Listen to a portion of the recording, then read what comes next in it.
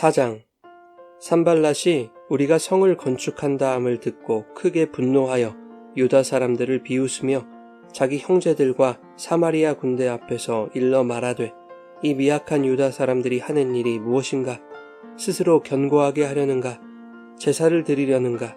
하루의 일을 마치려는가? 불탄 돌을 흙무더기에서 다시 일으키려는가 하고, 암몬 사람 도비아는 곁에 있다가 이르되, 그들이 건축하는 돌 성벽은 여호가 올라가도 곧 무너지리라 하더라. 우리 하나님이여 들으시옵소서. 우리가 업신여김을 당하나이다. 원하건대 그들이 욕하는 것을 자기들의 머리에 돌리사 노략거리가 되어 이방에 사로잡히게 하시고, 주 앞에서 그들의 악을 덮어두지 마시며 그들의 죄를 도말하지 마옵소서. 그들이 건축하는 자 앞에서 주를 노하시게 하였음이니이다 하고, 이에 우리가 성을 건축하여 전부가 연결되고 높이가 절반에 이르렀으니 이는 백성이 마음 들여 일을 하였음이니라.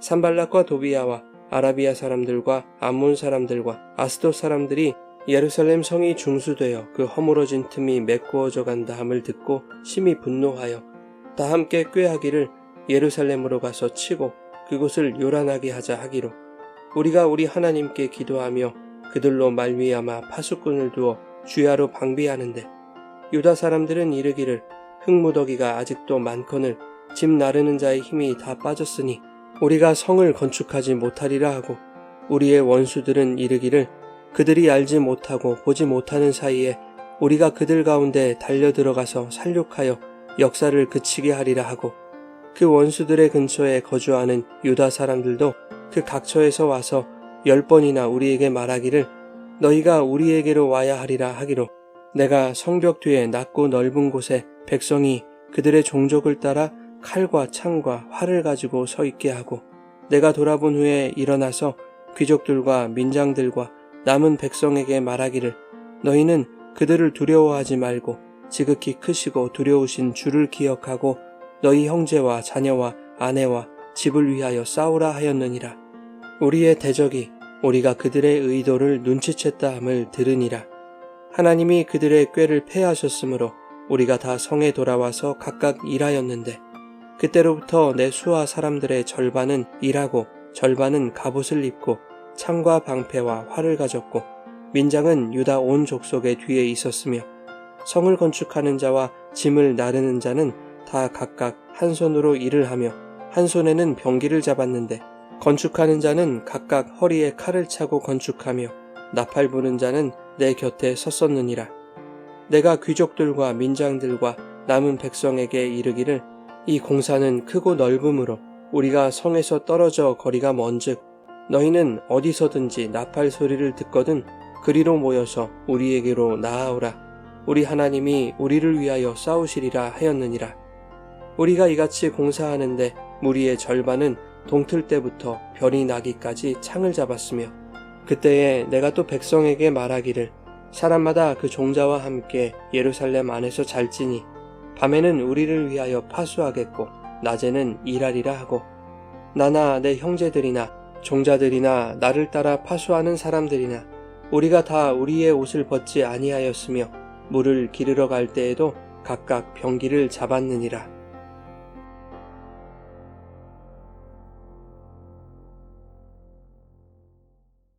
여러분 좋은 아침입니다. 오늘도 말씀의 은혜가 여러분의 삶에 풍성히 임하기를 소망합니다. 오늘 말씀은 성벽 재건 공사를 반대하는 대적들의 방해에 대처해 나가는 이야기입니다. 느헤미야의 대적인 산발랏이 성벽 보수 공사가 시작되었다는 소식을 듣고 크게 분노합니다. 그가 이토록 분노하는 이유가 있습니다. 느헤미야가 유다의 총독으로 오기 전에는 사마리아의 총독이었던 자신이 예루살렘까지 정치적인 영향력을 행사했었기 때문입니다. 어느 날 갑자기 유다의 총독이라는 자가 나타나서 자신을 견제하고, 더욱이 예루살렘 성벽이 재건되어 유다 백성이 예전처럼 강력한 신앙 공동체로 회복된다면 예루살렘에 대한 자신의 영향력이 약화될 것이 분명했기 때문에 산발랏은 성벽 재건을 필사적으로 방해해야 했던 것입니다. 아마도 그는 자신과 긴밀한 관계를 유지하고 있었던 유다의 기득권층으로부터 성벽 보수 공사의 정보를 얻었을 것입니다. 그 소식을 듣고 분노한 산발랏은 유다 사람들을 비웃으며 조롱합니다. 이 미약한 유다 사람들이 무슨 짓을 벌이고 있는가? 불타서 잿더미가 돼버린 곳에서 성벽을 다시 쌓는다니 그렇게 해서 얼마나 견고해지겠는가? 거기서 제사라도 드리겠다는 것인가? 이렇게 어리석고 가소롭다는 듯이 조롱합니다. 이에 산발랏의 측근이었던 암몬 사람 도비야도 가세하죠. 그들이 건축하는 돌 성벽은 여우가 올라가도 곧 무너질 것이다 라고 조롱합니다. 이러한 비방과 조롱에 느헤미야는 감정적으로 대응하지 않습니다. 그는 하나님께 기도하죠. 저들이 욕하고 조롱하는 것은 성벽을 공사하고 있는 우리들 앞에서 주님을 노하시게 하는 것입니다. 주님께 대한 그들의 악을 덮어두지 마시며 그들의 죄를 도말하지 마옵소서라고 기도하죠. 그리고 6절에 대적들의 조롱과 비웃음에도 불구하고 느헤미야와 백성들은 마음을 다해 성벽을 보수하는 데 힘썼습니다. 그 결과 성벽 전부가 연결되고 성벽 절반의 높이까지 쌓을 수 있게 되었습니다. 이렇게 성벽 보수 공사가 일사천리로 진행되어 가자 산발랏과 도비야, 아라비아 사람들과 암몬 사람들이 심히 분노합니다. 게셈을 따르는 아라비아 사람들이 성벽 보수 공사에 반대하는 이유는 산발랏과 도비야와는 다른 이유에서였습니다.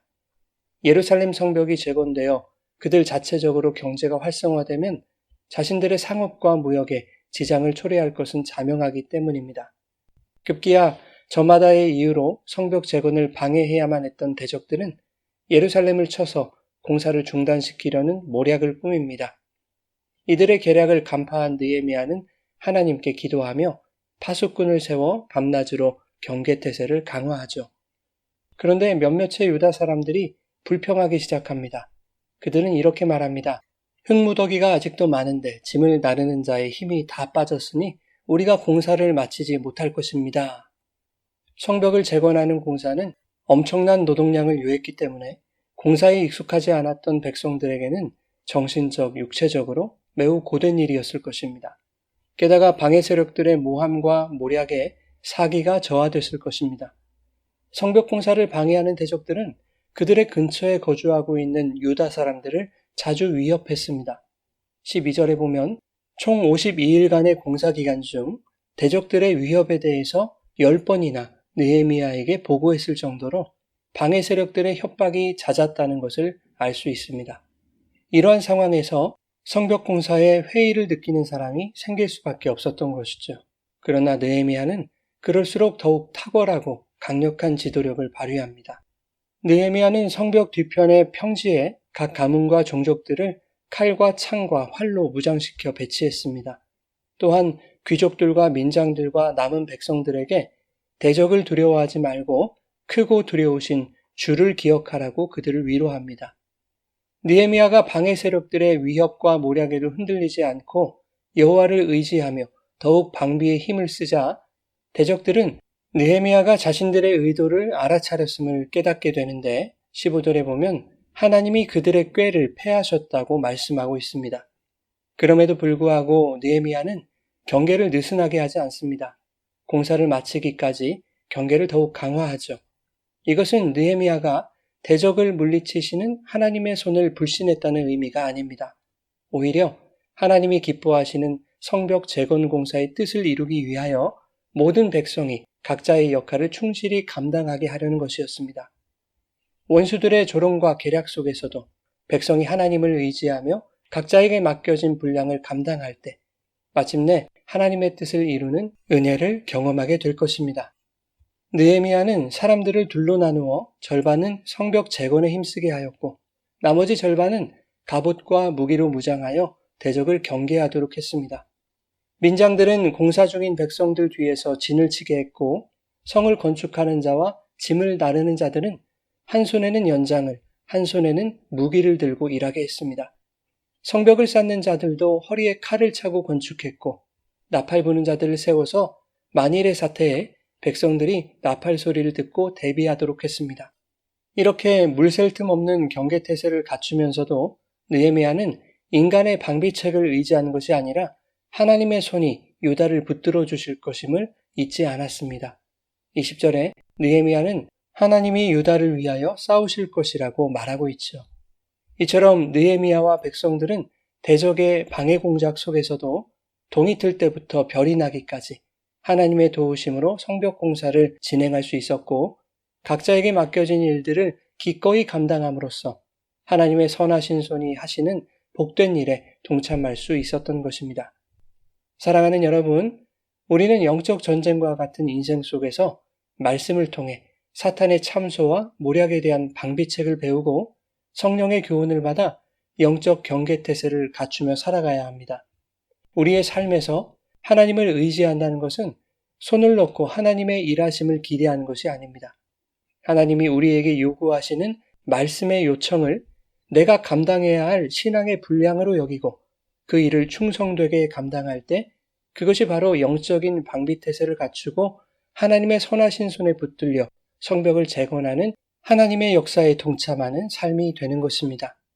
세상의 가치들이 우리의 신앙을 방해할 때 우리의 마음이 흔들려 두려움에 쌓이지 않도록 크고 두려우신 하나님을 기억함으로 그분의 말씀을 통해 우리의 신앙에 갑옷을 두르고 성령의 검과 믿음의 방패를 지니고 우리에게 맡기신 삶을 충성되게 살아가시기를 예수님의 이름으로 축원합니다.